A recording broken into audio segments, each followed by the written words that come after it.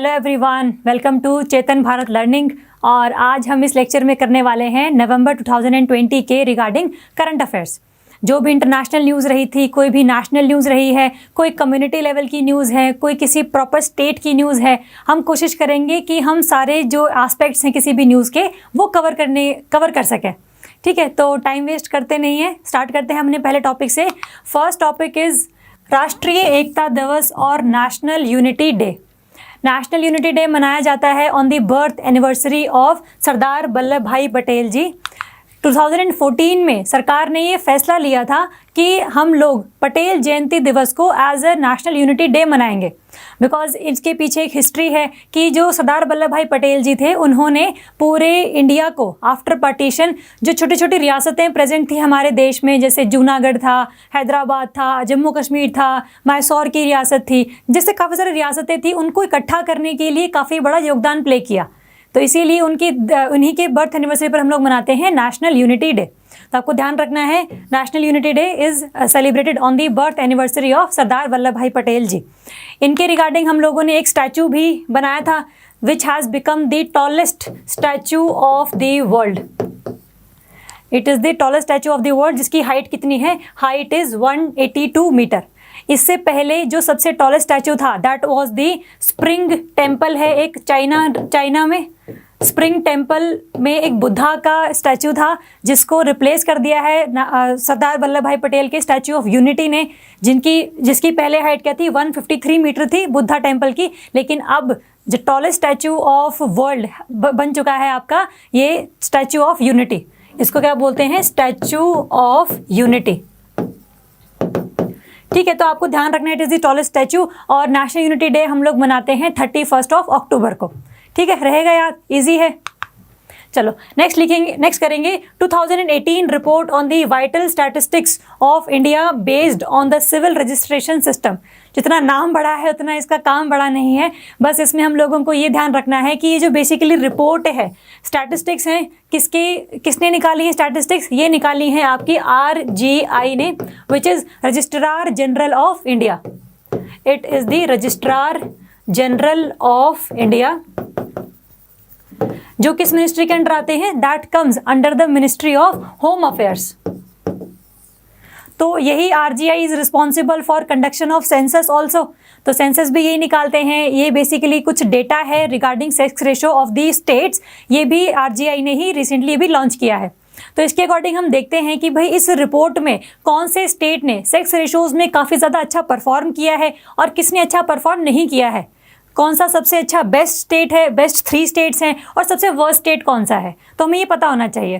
Paper में question आ सकता है कि according to census the sex ratio of this state is this, तो आपको ये उसके बारे में सेंसस में पढ़ना होगा। लेकिन अगर आ जाए कि the sex ratio of this state according to the recent vital statistics that has been launched by the registrar general of India, तब आपको ये डेटा कोट करना पड़ेगा। आपको ये डेटा के अकॉर्डिंग ही आंसर देना होगा अपना। ठीक है, अगर हम देखें तो इसमें हमने देखा कि जो सबसे ऊपर है दैट इज अरुणाचल प्रदेश। सबसे जो बेस्ट स्टेट है in the terms of sex ratio, surpass कर चुका है केरला को, एंड अरुणाचल प्रदेश पहला बन चुका है जिसकी सेक्स रेशो कितनी है? 1084। अगर हम सेक्स रेशो की बात करें तो that is the number of females पर 1000 मेल्स। तो अगर 1000 मेल्स हैं अरुणाचल प्रदेश में तो उसके ऊपर 1084 फीमेल्स हैं, मतलब जो सेक्स रेशियो है वो काफ़ी ज़्यादा अच्छी मानी गई है। और अगर हम बात करें जो सबसे वर्स्ट स्टेट है दैट इज़ मणिपुर, जिसमें सिर्फ 757 गर्ल्स ही हैं over the 1000 males in Manipur. ठीक है, तो आपको ये सबसे बेस्ट स्टेट ध्यान रखना है और सबसे वर्स्ट स्टेट ध्यान रखना है। फर्स्ट अरुणाचल प्रदेश है, जो सेकेंड इज़ दी नागालैंड है, and third is the Mizoram. यही 3 आपको ध्यान रखने हैं। पेपर में क्वेश्चन इस तरीके से भी आ सकता है कि according to this report the top 3 position has been retained by the north eastern states. तो वो भी स्टेटमेंट सही हो जाएगी, क्योंकि फर्स्ट पर अरुणाचल प्रदेश है, सेकंड पर आपका नागालैंड है और थर्ड पर आपका मिजोरम है।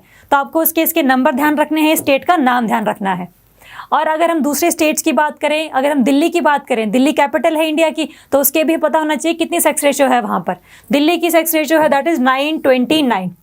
अभी भी कम है, क्योंकि अभी भी 81 फीमेल्स की कमी है ओवर द 1000 मेल्स, तो वो भी पूरी करनी है। जब ये 1000 मेल्स के ऊपर 1000 फीमेल्स हैं, इसका मतलब जो सेक्स रेशियो है that is in the balanced nature.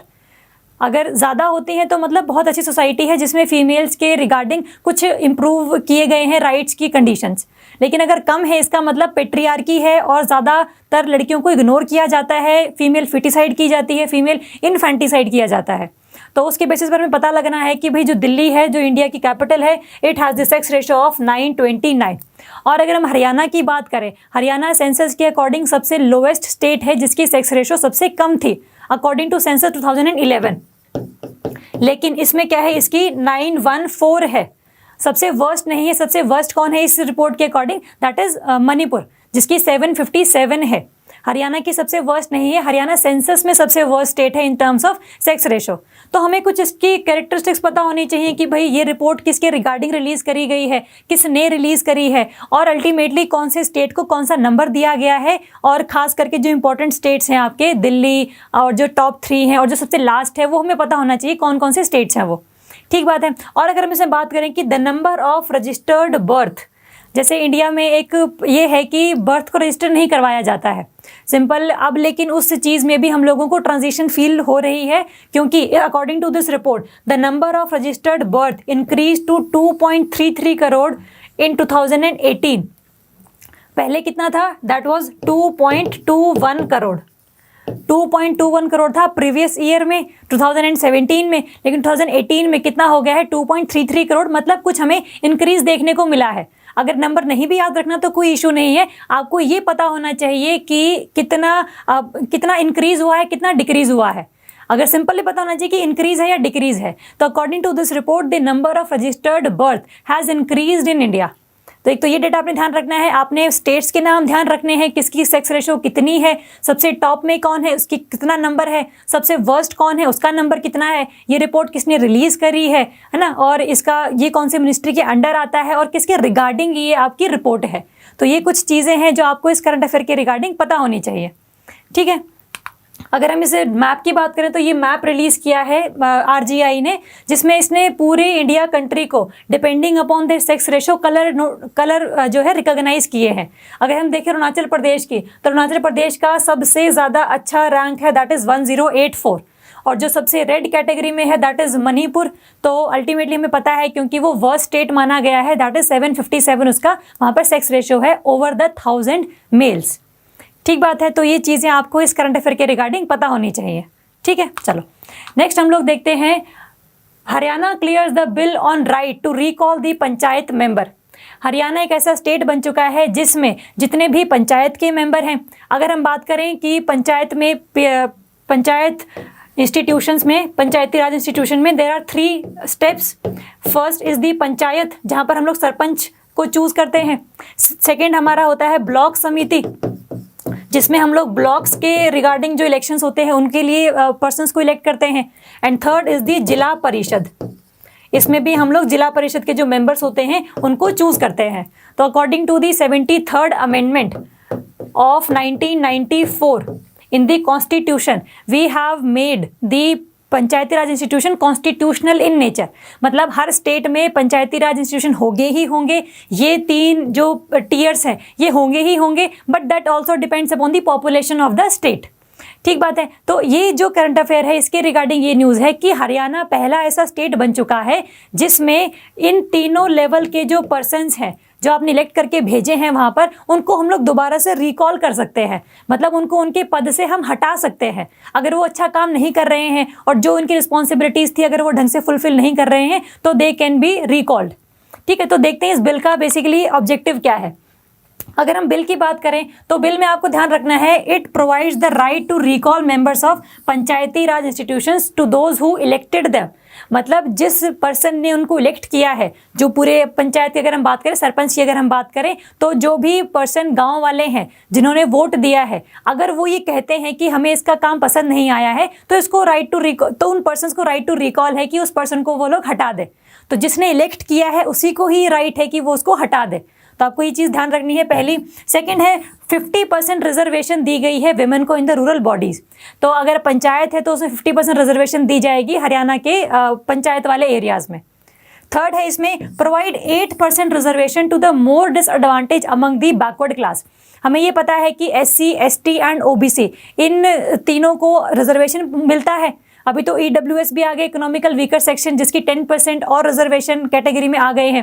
तो जितने भी OBCs में रिजर्वेशन है उसमें अदर बैकवर्ड क्लासेस में कुछ ऐसी कास्ट्स भी हैं जो ज़्यादा रिप्रेजेंट नहीं होती हैं इन दी अदर पंचायत और जिला परिषद और ब्लॉक समिति। तो उस केस में ऐसे पर्सन जो OBC को बिलोंग करते हैं but they are more disadvantaged than the other OBCs, जिनको काफ़ी अच्छे बेनिफिट्स मिले हुए हैं, तो उनके लिए भी अलग से 8% रिजर्वेशन अलग से इनको दी जाएगी। तो ये आपने ध्यान रखना है, एक तो विमेन की रिजर्वेशन 50% और साथ में आपको ध्यान रखना है कि जो OBC के अंदर मोर डिसएडवांटेज्ड OBCs हैं उनको भी 8% अलग से रिजर्वेशन दी जाएगी। अगर हम फोर्थ की बात करें तो allow the recall of village sarpanch. जितने भी, अगर हम पंचायत की बात करें तो सरपंच को, ब्लॉक समिति और जिला परिषद की बात करें तो उनके मेंबर्स को, इन तीनों के ही मेंबर्स को हम लोग रिकॉल कर सकते हैं। तो ये सारे के सारे आपके प्रोविजंस हैं according to this bill of Haryana sarkar. ठीक बात है। और अगर हम देखें कि इसकी प्रोसीजर क्या है कि हाउ दी जो इलेक्टेड मेंबर्स हैं उनको दोबारा से रिकॉल कर लिया जाएगा, तो हम देखते हैं कि अगर आपने किसी सरपंच को या किसी भी ब्लॉक समिति या जिला परिषद के मेंबर को दोबारा से वापस बुलाना है तो उसके लिए जो 50% पीपल है जिन्होंने उनको वोट दिया था उनकी सहमति चाहिए कि भाई हाँ हम सहमत हैं, 50% लोग सहमत हैं कि इस पर्सन को हमें इस पद से हटाना है। तो एक तो ये प्रोसीजर है। जब ये राइटिंग में दे देंगे जिन्होंने इनको इलेक्ट किया था, तो फिर उसके बाद जो है दोबारा से वोटिंग होगी, सीक्रेट बैलेट होगा जिसमें किसी को बताया नहीं जाएगा कि किसने किसको वोट दिया है, कि आपने हटाने के लिए वोट दिया है या फिर उसको रिटेन करने के लिए वोट दिया। That is the meaning of secret ballot. तो ऐसे ही सीक्रेट बैलेट के अकॉर्डिंग आपने वोट देना है और अल्टीमेटली अगर 2/3 ऑफ मेजॉरिटी उसको मिल जाती है उस वोटिंग प्रोसीजर को, तब जो पर्सन है जिसके खिलाफ राइट टू रिकॉल चलाया गया है उसको दोबारा से उस पद से हटा दिया जाएगा। तो ये बिल था हरियाणा का बेसिकली, जिसमें आपको ये देखना है कि हरियाणा में एक ऐसा सिस्टम शुरू किया गया है जिसमें अगर आपके जो रिप्रेजेंटेटिव्स हैं, रिप्रेजेंटेटिव्स ऑफ पीपल, अगर ढंग से काम नहीं कर रहे हैं तो लोगों को ये हक है कि they can recall their elected members. तो that is a kind of true democracy. तो डेमोक्रेटिक जो वैल्यूज़ हैं जो कॉन्स्टिट्यूशन में लिखी हुई है हमारी, हम उसको अल्टीमेटली अचीव करने की कोशिश कर रहे हैं थ्रू दिस बिल। तो ये बिल हरियाणा के रिगार्डिंग है। अगर हम बात करें और स्टेट्स की, तो और स्टेट्स भी अगर चाहें तो ऐसे ही जो लॉज हैं वो लेकर आ सकते हैं, जहां पर वो विलेज सरपंच हो, चाहे वो मेंबर्स ऑफ जिला परिषद या ब्लॉक समिति हो, उन सभी को वापस बुला सकते हैं अगर वो अपना काम ढंग से नहीं कर रहे हैं तो। ठीक बात है। तो आपको इसके बिल की प्रोविजंस पता होने चाहिए, रिजर्वेशन दी गई है वो पता होना चाहिए, और क्या प्रोसीजर है किसी भी इलेक्टेड मेंबर को रिकॉल करने के लिए वो हम लोगों को इसके रिगार्डिंग पता होना चाहिए। ठीक बात है। चलो अगर हम नेक्स्ट टॉपिक करें तो that is the 15th finance commission. इसकी रिकमेंडेशंस की बात करेंगे। 15th फाइनेंस कमीशन का जो चेयरपर्सन है that is the NK Singh. NK Singh is the chairperson of 15th finance commission. और अगर हम फाइनेंस कमीशन के बारे में कुछ पढ़ने की कोशिश करें तो finance commission is the constitutional body. Constitution में लिखा हुआ है कि एक ऐसी बॉडी बनाई जाएगी अंडर आर्टिकल 280। अंडर आर्टिकल 280 एक कॉन्स्टिट्यूशनल बॉडी बनाई जाएगी जिसका काम क्या होगा, जिसका काम ये होगा कि सेंटर के पास, सेंट्रल गवर्नमेंट के पास जितने भी पैसे आ रहे हैं, जितना भी रेवेन्यू वो जनरेट कर रहे हैं, उस रेवेन्यू में से कितना शेयर सेंटर के ही पास रहेगा और कितना शेयर डिफरेंट स्टेट्स में डिस्ट्रीब्यूट कर दिया जाएगा। और वो जो डिस्ट्रीब्यूशन होगा वो किस बेसिस पर होगा, किस क्राइटेरिया के बेसिस पर होगा। तो ये बेसिकली काम होता है फाइनेंस कमीशन का। तो ये फाइनेंस कमीशन बिठाया गया था, 15th इसका नंबर है। इसकी जो रिकमेंडेशंस होंगी कब से कब तक वैलिड होंगी, दे आर वैलिड फ्रॉम 2021-22 का फाइनेंशियल ईयर टू 2025 to 26, मतलब 5 साल के लिए इसका जो रिकमेंडेशंस हैं वो वैलिड रहेंगी इंडिया में। तो जैसा इसने रिकमेंडेशंस दी हैं सरकार ने वो मान ली हैं, इसीलिए ये जो चीज़ थी वो न्यूज़ में रही थी। तो हम देखते हैं कि जो 15th फाइनेंस कमीशन है उसने बेसिकली कहा क्या था, उसने क्या बोला कि कितने पैसे किसको मिलेंगे और कितने पैसे किस बेसिस पर किसी को मिलेंगे। तो दोनों चीज़ें हमें पता होनी चाहिए। तो अगर हम रिकमेंडेशंस की बात करें तो there is a divisible pool. Divisible pool की अगर हम बात करें तो अगर मान लो सेंटर के पास जो है 100 रुपीज रेवेन्यू आया है थ्रू दी टैक्सेस, कोई रेवेन्यू आया है थ्रू दी टैक्सेस में भी डायरेक्ट टैक्स हो गया, इनडायरेक्ट टैक्स हो गया, या फिर कोई ग्रांट मिली है किसी वर्ल्ड बैंक या IMF से, मतलब बेसिकली जितना भी रेवेन्यू सरकार के पास आया है 100 रुपये हम मान लेते हैं, तो इस 100 रुपये में से जो 41% है ये कहाँ जाएगा, ये जाएगा टुवर्ड्स दी स्टेट्स, और जो बाकी बचा 59% है that will written by the centre. ठीक बात है। तो 100 में से जो 41 रुपए हैं वो कहाँ जाएंगे, to the different states. 28 states India में है, यूटीज में है, तो वो उनको जाएंगे, और जो 59 रुपीज़ हैं वो सेंटर के पास ही रहेंगे। तो पहले जो 14th फाइनेंस कमीशन था जिसकी रिकमेंडेशन पिछले 5 साल चली थी, उसके अकॉर्डिंग जो डिविजिबल पूल था that was the 42%, but now the 42% divisible pool has been decreased to the 41%। और ये जो 1% का बीच में लैग है 42 से 41 के बीच में, 15th फाइनेंस कमीशन ने ये कहा कि ये जो 1% है आपको एडजस्ट करना पड़ेगा, क्योंकि अभी रिसेंटली जो जम्मू कश्मीर की नई यूटी आपने बनाई है तो उसके रिगार्डिंग कुछ और इंफ्रास्ट्रक्चर आपको डेवलप करना होगा, आपको इंटरनल सिक्योरिटी को काफ़ी अच्छा बनाना होगा, तो फिर अल्टीमेटली आपको ज़्यादा पैसों की ज़रूरत है। तो ये जो 1% है आप उस एरिया की डेवलपमेंट के लिए लगाओ, और मतलब टोटल 42% ही जाएगा सेंटर से तो, लेकिन जो 1% है वो किसके लिए है, वो जम्मू एंड कश्मीर यूटी के लिए स्पेसिफिकली इन लोगों ने डिफाइन कर दिया है। तो अगर हम बात करें कि पूरे स्टेट्स में कितना जा रहा है दैट इज़ 41%। तो ठीक है, 42 से 41% डिविजिबल पूल इन लोगों ने डिक्रीज कर दिया है फाइनेंस कमीशन ने, और ये रिकमेंडेशन सेंटर ने मान भी ली है, that is why it was in the news. ठीक है, तो ये तो है आपका वर्टिकल डेवोल्यूशन। वर्टिकल डेवोल्यूशन मतलब सेंटर से स्टेट के पर कितना जा रहा है, तो दैट इज दी 41%। ठीक है, अगर हम बात करें हॉरिजॉन्टल डेवोल्यूशन की, हॉरिजॉन्टल का मतलब होता है कि भाई टोटल 41 रुपीज़ आपको प्रॉपर 28 स्टेट्स और यूटीज़ में आपको डिस्ट्रीब्यूट करने हैं, तो किस स्टेट को कितना पैसा मिलेगा, that is the horizontal devolution. मतलब devolution of money at the level of states, that is known as the horizontal devolution. तो इसके भी कुछ क्राइटेरियाज हैं जो फाइनेंस कमीशन ने स्पेसिफिकली बताए हैं कि इस बेसिस पर ही किसी स्टेट को पैसे मिलेंगे या नहीं मिलेंगे। ठीक है, तो हम क्राइटेरिया देखते हैं बेसिकली है क्या। क्राइटेरिया है पॉपुलेशन का, एरिया का, फॉरेस्ट एंड इकोलॉजी का, income distance, demographic performance and tax effort.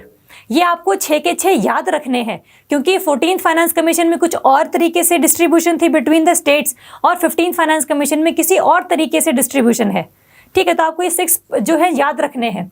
अगर हम देखें कि पॉपुलेशन के बेसिस पर, पॉपुलेशन का क्राइटेरिया है दैट इज द 10%।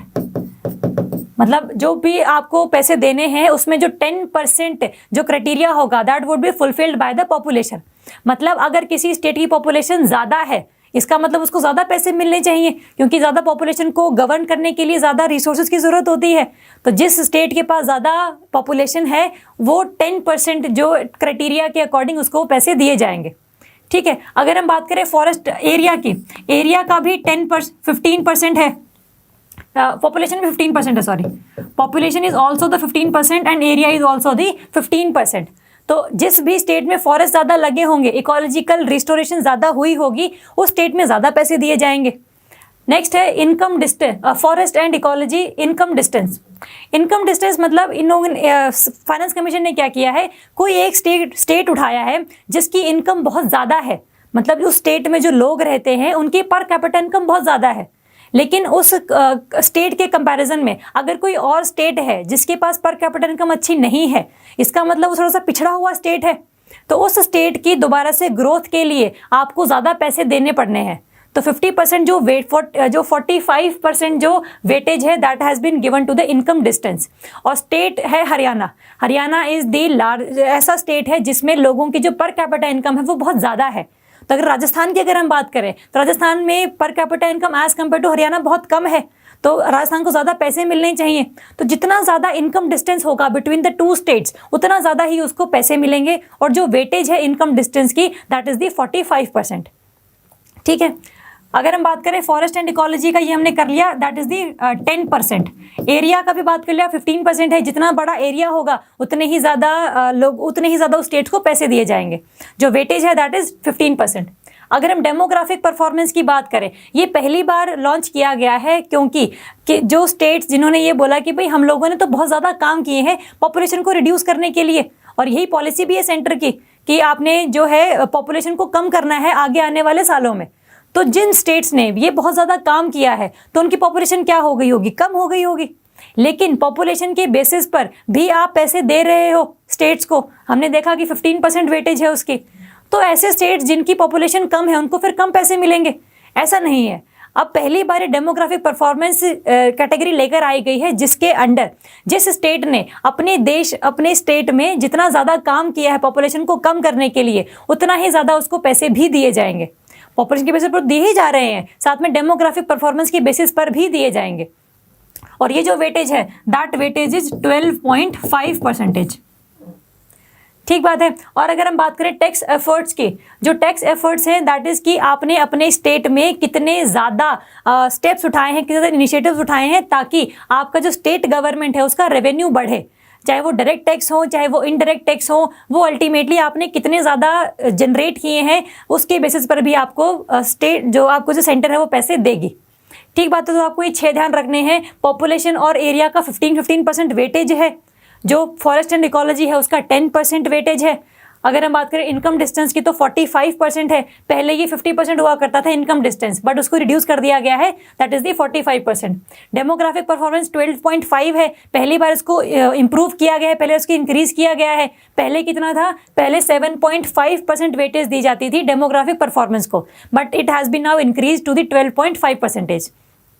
जो टैक्स एफर्ट्स है उसकी परसेंटेज है आपकी 2.5% की 2.5% वेटेज के हिसाब से हम उन स्टेट्स को पैसे देंगे जिन्होंने टैक्स कलेक्ट करने के लिए काफ़ी ज़्यादा अच्छी गवर्नेंस स्ट्रक्चर को प्रमोट किया है। ठीक बात है। तो आपको ये 6 के 6 ध्यान रखने हैं, that is the recommendation of the finance commission and horizontal devolution among the states depending upon these 6 criterias. तो पेपर में क्वेश्चन आ सकता है, आपको मैच दी फॉलोइंग दे सकते हैं कि भाई income distance, forest and ecology, area, population, साथ में इनकी परसेंटेज दे सकते हैं।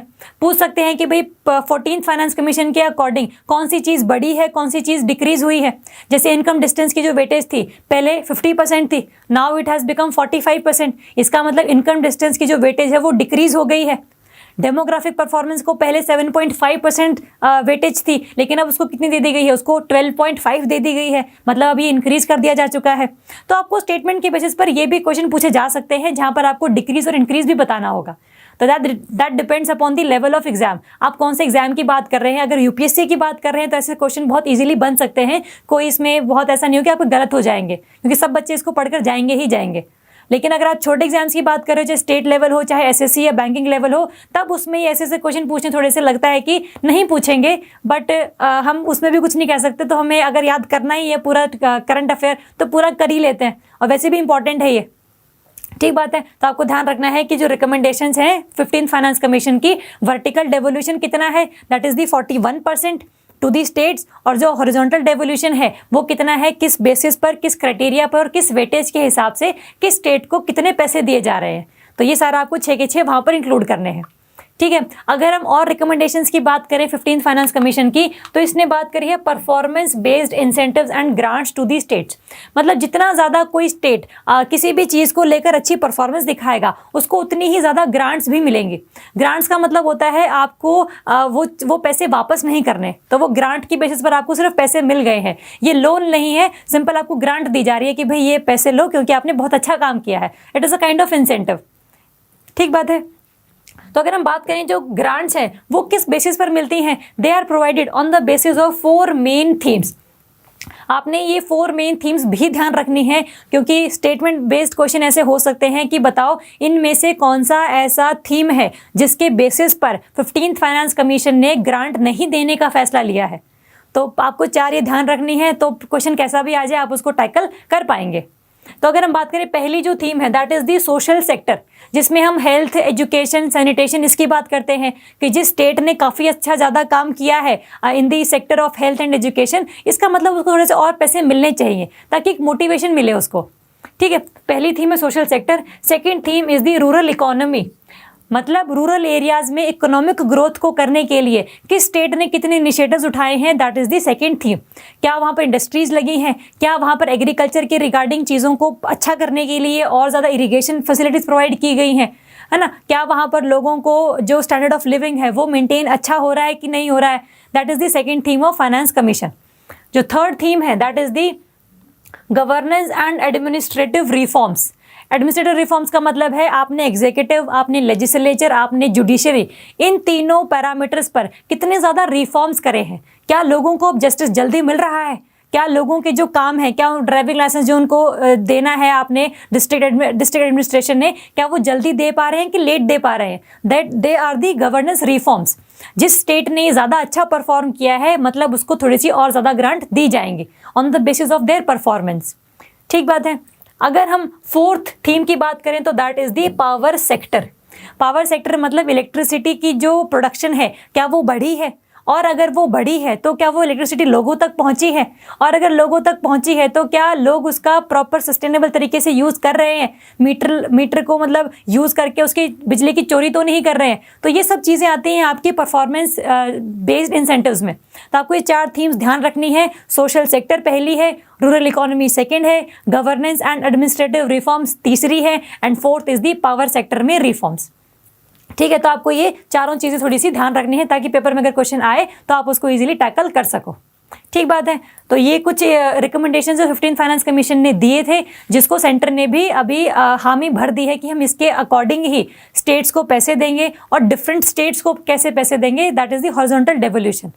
ठीक बात है, रहेगा याद। चलो नेक्स्ट है पोषण अभियान। ये नवंबर में न्यूज़ में इसलिए था क्योंकि पोषण अभियान के रिगार्डिंग नीति आयोग ने एक रिव्यू रिपोर्ट जारी करी थी, जिसके अकॉर्डिंग इसने ये बोला कि पोषण अभियान के अंदर जो भी ऑब्जेक्टिव हम लोगों ने डिसाइड किए थे, जो भी हमारा एम था, वो हम लोग बहुत अच्छी तरीके से फुलफिल नहीं कर पा रहे हैं। तो ये बहुत एक आप कह लो कि बैक स्टेप है, जिसके अकॉर्डिंग हमने अच्छा काम नहीं किया है in the implementation of the पोषण अभियान। अगर आप पोषण अभियान की का लोगो ही देखो तो आपको ये पता लगेगा कि जो पोषण Abhiyan is basically for the holistic nourishment, और बेसिकली इसको न्यूट्रिशन मिशन भी बोला जाता है। That is the national nutrition mission और पोषण अभियान दोनों सेम ही चीज़ें हैं। मतलब हमें चिल्ड्रन, हमें प्रेग्नेंट वुमेन और लैक्टेटिंग वुमेन, जो तीनों ये कैटेगरीज हैं, उनको बहुत अच्छे तरीके से नरिशमेंट प्रोवाइड करनी है ताकि उनके आगे आने वाली जो लाइफ है उसमें न्यूट्रिशन की वजह से उनको कोई डिजीज़ या कोई और तकलीफ ना हो। ठीक है, तो न्यूट्रिशन इज दी फर्स्ट आप कह लो step to have a healthy life. ठीक है, तो हम देखते हैं पोषण अभियान बेसिकली है क्या। पोषण अभियान वाज लॉन्च्ड इन द 2018, और इसके जो टारगेट्स थे हमें कब तक अचीव करने थे, हमें 2022 तक अचीव करने थे हमें। तो क्या इसके ऑब्जेक्टिव्स हैं, और ये कब लॉन्च किया गया था 2018 में। It was launched on the 8th of March from the Jhunjhunu district of Rajasthan. तो वहाँ पर ये लॉन्च किया गया था। और अगर हम इसके ऑब्जेक्टिव्स की बात करें तो इसका एक बेसिक टारगेट है। बेसिक टारगेट इसका ये है कि जितने भी 0 to 6 के एज ग्रुप के चिल्ड्रन हैं, उनका हमें जो स्टंटिंग रेट है, स्टंटिंग मीन्स होता है आपकी जो हाइट है with respect to your age, जो है बैलेंस होनी चाहिए। ऐसा नहीं होना चाहिए कि हाइट बहुत ज़्यादा है एज बहुत कम है, ना ऐसा होना चाहिए कि एज बहुत ज़्यादा है बट हाइट बहुत कम है, तो उसको हम लोग बोलते हैं स्टंटिंग। तो हमें इंडिया में जो 0 to 6 एज ग्रुप के जो चिल्ड्रन हैं, उनकी स्टंटिंग का लेवल हमें डिक्रीज करना है फ्रॉम 38.4% टू 25% बाय 2022। मतलब अगर अभी इंडिया में 38 चिल्ड्रन 0 to 6 ईयर के एज में स्टंटेड हैं, तो हमें 2022 तक उनका जो नंबर है वो हमें 25% करना है। तो that is the objective of this पोषण अभियान। तो ये तो एक टारगेट है, बेसिकली ऑब्जेक्टिव नहीं बोल सकते इसको, ये टारगेट है। अगर हम पोषण अभियान को क्रक्स में लिखें, that is the target of the पोषण अभियान। कब ये लॉन्च किया गया था, अगर हम इसकी मिनिस्ट्री की बात करें तो that is under the ministry of women and child development. ठीक है, मिनिस्ट्री आपने ध्यान रखनी है, मिनिस्ट्री ऑफ हेल्थ नहीं आएगा इसमें, इसलिए कंफ्यूजन होती है पेपर में। तो आपने ध्यान रखना है Poshan Abhiyan is under the ministry of women and child development.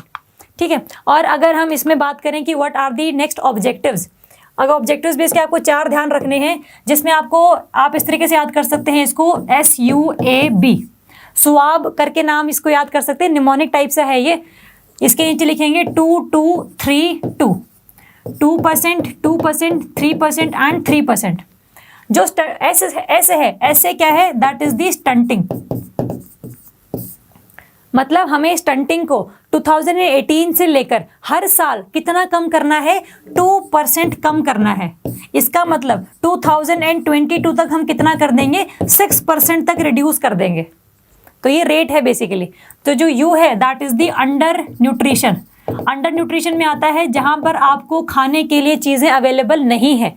तो ये सरकार का काम है कि आपको खाने के लिए चीज़ें प्रोवाइड करे, चाहे वो मिड डे मील स्कीम के थ्रू प्रोवाइड करे, चाहे वो नेशनल फूड सिक्योरिटी एक्ट के थ्रू प्रोवाइड करे। तो वो सरकार की मर्जी है किसी तरीके से आपको बट न्यूट्रिशन प्रोवाइड करना है। एंड उसके भी अंडर न्यूट्रिशन हमें कैसे कम करना है, 2% पर ईयर बाय 2022। ये भी मतलब हमें 6% तक कम करना है।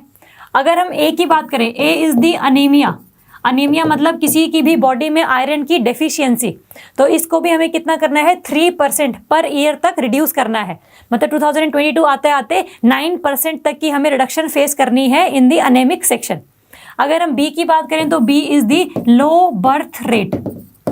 तो लो बर्थ रेट भी हमें क्या करनी है, पर ईयर 2% तक चीज़ें हमें रिड्यूस करनी है। ठीक बात है। तो आपको ये याद रखना है, स्वाब से and 2232 reduction by 2%, reduction by 2%, reduction by 3%, reduction by 2% and that is the per year. हर साल आपने 2% करके चीज़ों को रिड्यूस करते चले जाना है और अल्टीमेटली 2022 के बाद आपने चीज़ों को ऐसे कर देना है कि आपके देश में ना तो स्टंटिंग है, ना अंडर नरिशमेंट है, ना ही अनेमिक बॉडीज़ हैं और ना ही low birth rate. Low birth weight, rate नहीं है यहाँ पर, वेट है। लो बर्थ वेट मतलब जो पर्सन पैदा होता है उसका वेट अगर कम नहीं होना चाहिए, जितना मिनिमम रिक्वायर्ड है उतना तो कम से कम होना चाहिए, ज़्यादा कम नहीं होना चाहिए। तो लो बर्थ वेट भी अल्टीमेटली आपको 2% तक पर ईयर रिड्यूस करना है। These are the objectives of the Poshan Abhiyan. आपको इसका टारगेट ध्यान रखना है एक कि अल्टीमेट टारगेट क्या है, और आपको ध्यान रखना है कि व्हाट आर दी 4 ऑब्जेक्टिव्स। ये किस मिनिस्ट्री के अंडर आता है, कब ये लॉन्च किया गया था, इसको और हम क्या कहते हैं, अभी नेशनल न्यूट्रिशन मिशन भी हम कहते हैं इसे। अगर आपको याद हो, हम लोगों ने मार्च 2021 के हमने जब करंट अफेयर्स किए थे तो उसमें एक हमने न्यूज़ करी थी, मिशन पोषण 2.0। तो वो क्या था, मिशन पोषण 2.0 के अंडर 2 जो स्कीम्स थी वो मर्ज कर दी गई थी। उनमें से 2 स्कीम्स में से जो एक स्कीम थी दैट वाज दी पोषण अभियान। तो Poshan Abhiyan and second was the supplementary nutritional programme. तो Poshan Abhiyan and supplementary nutrition programme ऐसी 2 स्कीम्स थी जिनको मर्ज करने के बाद इंडिया ने इनिशिएटिव कौन सा शुरू किया है, मिशन पोषण 2.0। ठीक है। तो आपने वो भी चीज़ ध्यान रखनी, वो भी चीज़ रिवाइज करनी है आपने साथ साथ में। ठीक बात है। तो ये क्लियर है ये वाला करंट अफेयर। चलो नेक्स्ट हम लोग देखते हैं प्रधानमंत्री भारतीय जन औषधि परियोजना। इसके रिगार्डिंग आपको ध्यान रखना है कि ये जो परियोजना है, ये जो स्कीम है बेसिकली, ये किसने लॉन्च करी है। It is been launched by the department of pharmaceutical. और ये किस मिनिस्ट्री के अंडर आता है, that comes under the ministry of chemical and fertilisers. ठीक बात है। अगर हम इस स्कीम का नॉर्मल क्रक्स निकालें तो क्या चीज़ है, देखो आप लोगों को ये पता है कि पूरे मार्केट में there are 2 type of drugs. एक ड्रग होती है ब्रांडेड ड्रग जो किसी कंपनी ने बनाई है, और एक होती है जेनरिक ड्रग। जो ब्रांडेड ड्रग है वो थोड़ी सी महंगी होती है। वो महंगी क्यों होती है, क्योंकि जिस कंपनी ने इस ड्रग को बनाया है उसने रिसर्च भी किया है, उसने लोगों पर ट्रायल भी किया है, उसने क्लिनिकल ट्रायल्स भी किए हैं, उसने इसकी मार्केटिंग भी करी है। तो इन सब चीज़ों में क्या है, बहुत पैसा खर्च होता है, खास करके लैब में ड्रग को बनाना फ्रॉम द स्क्रैच।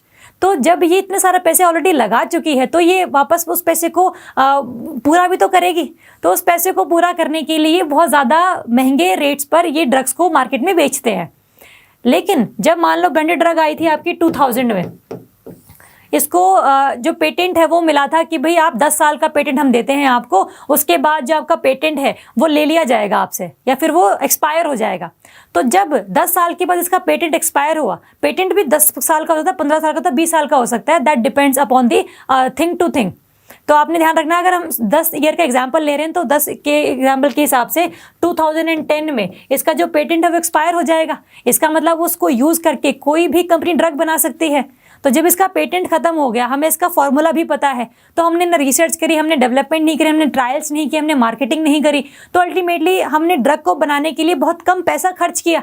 तो हम जब पैसा कम खर्च कर रहे हैं तो अल्टीमेटली हम कम सस्ते रेटों पर ही इसको बेचेंगे। सस्ते रेटों पर ही मार्केट में इसको रिलीज कर देंगे।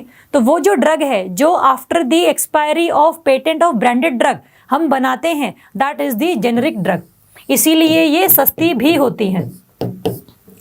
ठीक बात है। तो या तो उस ड्रग जो ये ब्रांडेड ड्रग है, या तो इसका जो पेटेंट है वो एक्सपायर हो गया हो, लेकिन अगर ऐसी कोई सिचुएशन है जहां पर इसका ब्रांडेड ड्रग का पेटेंट अभी नहीं खत्म हुआ है, फिर भी इंडिया में कोई ऐसी बीमारी आ गई है जिसके लिए हमें इस ब्रांडेड ड्रग को बहुत ज़्यादा यूज़ करना पड़ना है, तो उसकी रिगार्डिंग भी हम लोग इसका जो पेटेंट है उसका ध्यान ना रखते हुए उसका जो जेनरिक वर्जन है उसको निकाल देते हैं मार्केट में। क्योंकि एक एपिडेमिक सिचुएशन है, लोग काफ़ी मर रहे हैं किसी डिजीज से, तो ज़रूरी नहीं पेटेंट एक्सपायर हो गया हो तभी जेनरिक ड्रग बनाएंगे, that depends upon the situation to situation. तो इन सब चीज़ों को आपने अगर समझ आ गई है तो आपको पता लग जाएगा कि व्हाट इज़ दी भारत मंत्री भारतीय जन औषधि परियोजना। ये जो जेनरिक ड्रग है इसको क्या बोलते हैं हिंदी में? Jan Aushadhi. It is known as the Jan Aushadhi. इसका मतलब ऐसी स्कीम निकाली है सरकार ने, डिपार्टमेंट ऑफ फार्मास्यूटिकल्स ने, जिसके अंडर पूरे इंडिया में देयर वाज दी जन औषधि सेंटर्स, जन औषधि केंद्र बनाए जाएंगे जहां पर जेनरिक ड्रग मिलेंगी जो बहुत सस्ते रेटों पर लोगों को प्रोवाइड की जाएंगी, ताकि लोगों का जो आउट ऑफ पॉकेट एक्सपेंडिचर है ऑन दी हेल्थ वो कम से कम हम लोग इंश्योर कर सके। इसका मतलब लोग हेल्दी भी होने चाहिए और लोगों की जो इकोनॉमिक ग्रोथ है उसको भी हम लोग हैम्पर नहीं करें। तो ये दोनों ही ऑब्जेक्टिव हैं आपके भारतीय प्रधानमंत्री भारतीय जन औषधि परियोजना के। ये न्यूज़ में इसलिए था क्योंकि रिसेंटली अभी सरकार ने ये बोला है कि it is kind of successful mission, successful scheme मानी जाती है, क्योंकि बहुत कम टाइम में बहुत ज़्यादा जन औषधि केंद्र खोले जा चुके हैं और उससे लोगों को काफ़ी सस्ती दवाएं प्रोवाइड की जा चुकी हैं, जिससे लोगों को काफ़ी बेनिफिट पहुंच रहा है। ठीक बात है। तो ये स्कीम न्यूज़ में क्यों थी, किस मिनिस्ट्री ने लॉन्च करी है, और आपने ध्यान रखना है एक इसकी लॉन्चिंग मिनिस्ट्री है, लॉन्चिंग डिपार्टमेंट है, और एक है इसका इम्प्लीमेंटिंग एजेंसी। तो इम्प्लीमेंटिंग एजेंसी कौन है? That is the BPI, bureau of pharma public sector undertaking of India. पूरा नाम नहीं भी याद रहे तो BPPI ध्यान रख लेना। That is also comes under the ministry of chemical and fertiliser. तो डिपार्टमेंट ऑफ फार्मास्यूटिकल की ही एक ये कंपनी है BPPI under the ministry of chemical and fertiliser, जो कि इम्प्लीमेंटिंग एजेंसी है ऑफ दिस प्रधानमंत्री भारतीय जन औषधि परियोजना। ठीक बात है। तो ये न्यूज़ में क्यों था, ये बेसिकली स्कीम क्या है, what is the difference between branded drug and generic drugs. अब ब्रांडेड ड्रग्स महंगी क्यों होती हैं, जेनरिक ड्रग्स सस्ती क्यों होती हैं, हम कब ब्रांडेड ड्रग का पेटेंट यूज़ करके जेनरिक ड्रग बना सकते हैं और कब नहीं बना सकते हैं। तो ये सारी जो चीज़ें हैं आपको इसके रिगार्डिंग क्लियर हो जानी चाहिए।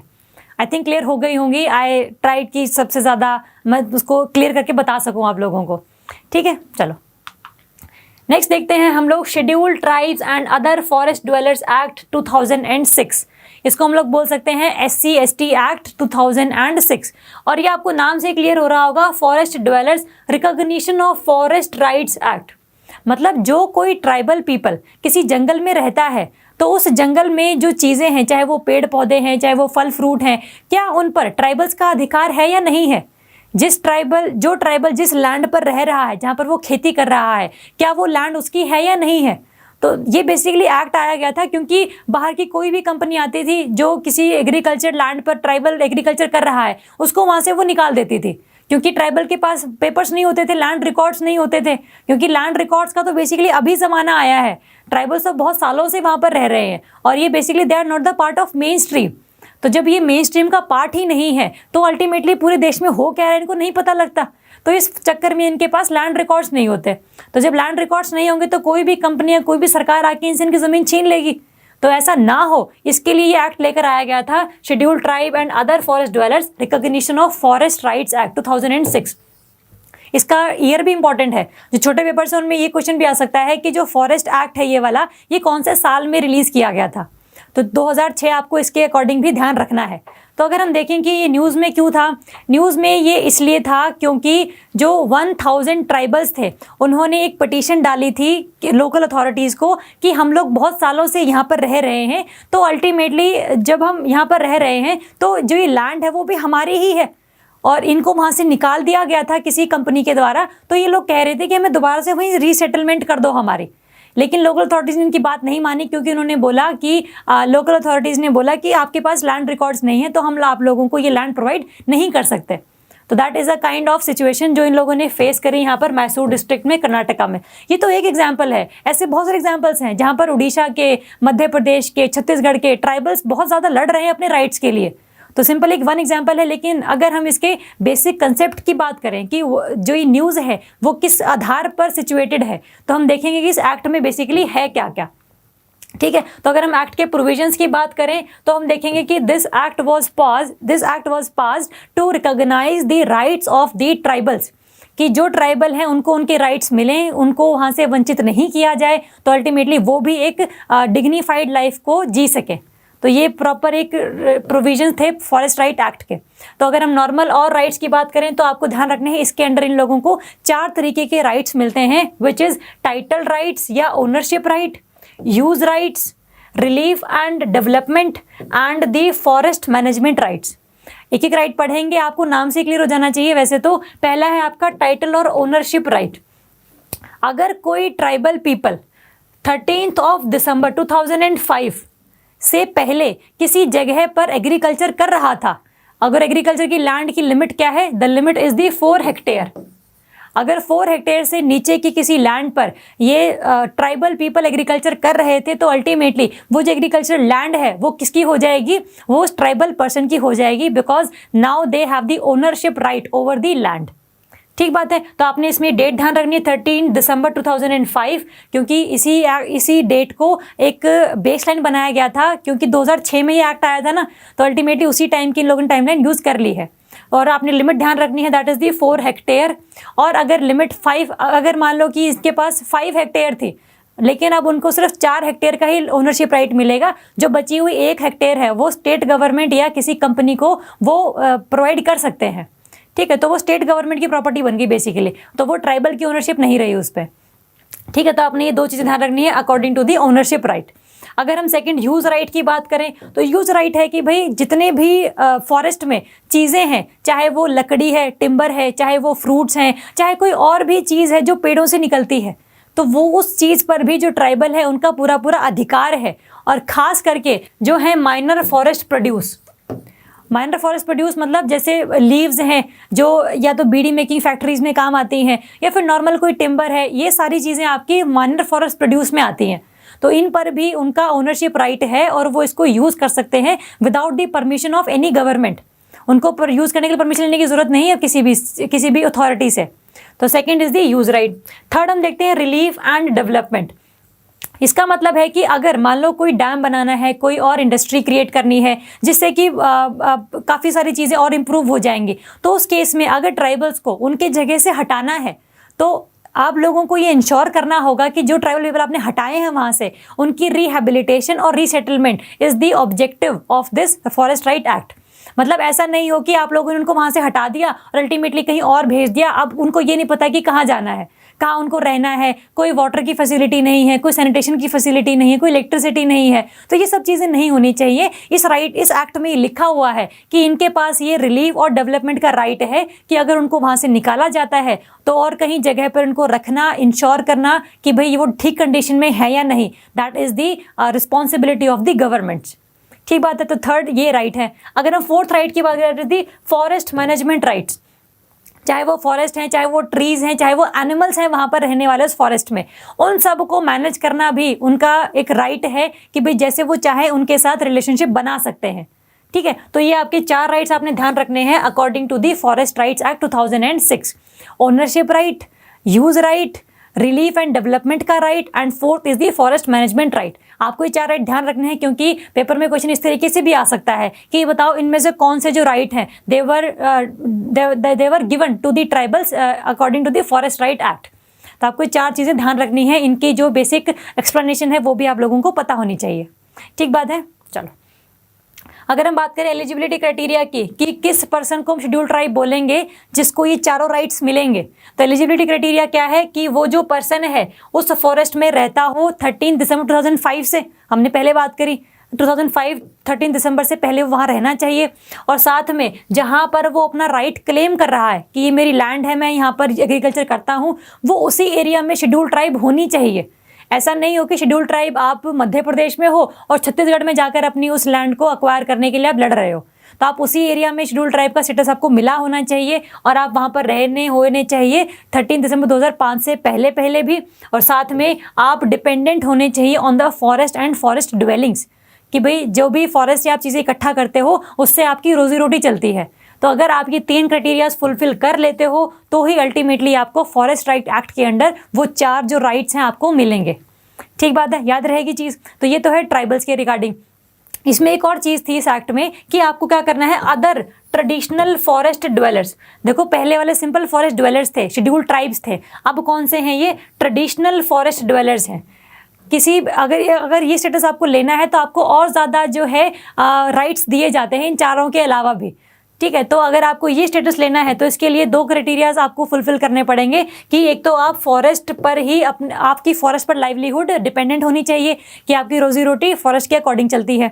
और सेकंड इसमें क्राइटेरिया है कि आपकी जो 3 जनरेशंस हैं बिफोर दी 13 दिसंबर 2005, आपकी 3 जनरेशन मतलब 75 ईयर्स से पहले 75 ईयर्स तक कम से कम आप उसी एरिया में रहने होने चाहिए हो, तभी आपको अदर ट्रेडिशनल फॉरेस्ट ड्वेलर का जो है रिकॉग्निशन वो प्रोवाइड किया जाएगा। और उसके अलावा जो भी आपको राइट्स मिलने हैं एक्सेप्ट दीज 4 राइट्स वो भी आपको फिर प्रोवाइड कर दिए जाएंगे। ठीक बात है। तो इस तरीके से आपको ध्यान रखना है कि सिंपल ट्राइबल्स के अकॉर्डिंग क्या राइट्स हैं और सिंपल आपके जो ट्रेडिशनल फॉरेस्ट ड्वेलर्स हैं उनके क्या राइट्स हैं और वो किस कंडीशन के बेसिस पर आपको मिलते हैं। ठीक है, रहेगा याद। तो ये बेसिक था concept of the forest rights act. देखो ये चीज़ें ना किसी भी पर्टिकुलर सब्जेक्ट का सिलेबस नहीं है, तो ये करंट में रहते ही है लेकिन हमेशा, तो इसलिए मैंने आपको थोड़ा सा करंट के साथ थोड़ा सा स्टैटिक पढ़ाकर थोड़ा सा इस टॉपिक को क्लियर करने की कोशिश करी है। आई थिंक ये क्लियर हो गया होगा। ठीक है, चलो नेक्स्ट है इस्लामिक कोऑपरेशन कंट्रीज़। नाम से क्लियर है, ऐसी कंट्रीज़ जिनका जो है objective is the Islamic cooperation. ये न्यूज़ में इसलिए था क्योंकि रिसेंटली जब इंडियन गवर्नमेंट ने जम्मू कश्मीर को स्टेट से यूटी बना दिया था तो काफ़ी ज़्यादा इंटरनेशनल लेवल पर इंडिया को क्रिटिसाइज़ किया गया था कि आप कैसे किसी स्टेट को इस तरीके से चेंज कर सकते हो, उसका स्टेटस कैसे चेंज कर सकते हो। तो इसके रिगार्डिंग जो OIC कंट्रीज़ हैं, ऑर्गेनाइजेशन ऑफ इस्लामिक कोऑपरेशन, उसके अकॉर्डिंग उन्होंने ये बेसिकली मीटिंग में अपनी कहा कि इंडिया ने ये बहुत गलत किया है और काफ़ी ज़्यादा इनको क्रिटिसाइज़ किया गया। फिर इंडिया ने ये बोला कि जो जम्मू कश्मीर का मैटर है that is the internal matter of India. तो किसी भी कंट्री को ये बताने की ज़रूरत नहीं कि इंडिया अपने स्टेट के साथ क्या करे। तो अल्टीमेटली इंडिया ने काफ़ी उनको सुनाया एक तरीके से। तो ये तो न्यूज़ में इसलिए था। अगर हम देखें कि what are the basic concept of the OIC, तो ये कहाँ पर इसका हेडक्वार्टर है, कब ये बनी थी, कितने इसके मेंबर कंट्रीज़ हैं, ये हम लोगों को पता होना चाहिए। ठीक है, तो अगर हम देखें कि OIC का इसके मेंबर्स हैं आपके टोटल 57 मेंबर कंट्रीज़। वैसे दो नाम से ही क्लियर है कि इस्लामिक कोऑपरेशन कंट्रीज़ हैं। इसका मतलब ये जो ऑर्गेनाइजेशन है इसमें जो मेजरली कंट्रीज़ हैं they are Muslim countries, Islamic countries हैं मेनली ये। तो पूरे वर्ल्ड में एक इस्लामिक कंट्रीज़ की जो से है कि उनके जो राइट्स हैं उनको रिप्रेजेंट करने के लिए OIC बनाया गया था। ठीक है, तो टोटल मेंबर कंट्रीज़ हैं 57 मेंबर स्टेट्स और ये बना कब था, इन दी 1969 में ये बनाया गया था। ये इंपॉर्टेंट इसलिए है क्योंकि यूनाइटेड नेशंस के बाद ये सेकेंड लार्जेस्ट ऑर्गेनाइजेशन है। यूनाइटेड नेशंस में अराउंड 190 स्टेट्स है ना, कितने भी होंगे 191, 193, वो डेट डिपेंड्स। तो अराउंड 190 जो मेंबर कंट्रीज यूनाइटेड नेशंस की, उसके बाद सेकंड लार्जेस्ट जो है वो यही है। उसके बाद अफ्रीकन यूनियन आता है जिसे 54 मेंबर कंट्रीज हैं। ठीक है, तो that is the second largest inter governmental organisation after the United Nations.